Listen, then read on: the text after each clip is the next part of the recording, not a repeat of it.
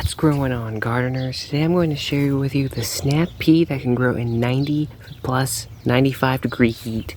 So here we have the Sugar Daddy snap pea, and this is a dwarf snap pea, and it only gets to about 2 feet tall, as you can see. It is starting to lean over. I might have to add another trellis line because these snap peas are starting to bulk up.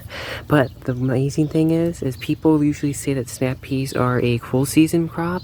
But look at that, they're still blooming, and it's been consistently in the mid 90s. And this is a very dry heat, so these peas have barely been suffering, but they really don't do anything but wilt a little bit during the hottest part of the day, and they perk right back up. As we can see, they're still growing and blooming, and we have an abundant harvest of peas. So again, this is the Sugar Daddy snap pea.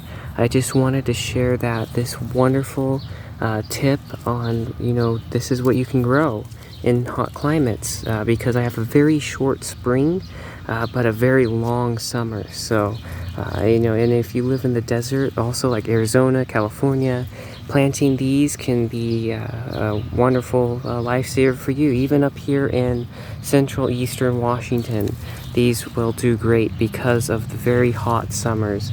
And what I did is I just direct sowed these. I just put them in the ground, about 4 inches apart. I put 1 to 2 seeds, and then I thinned them out.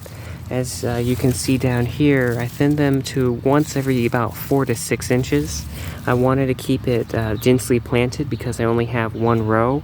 As we can see, if we back up here, I only put 1 row in right between because I knew that these would fizzle out by the time that the cucumbers and zucchinis, so I wanted to have enough room.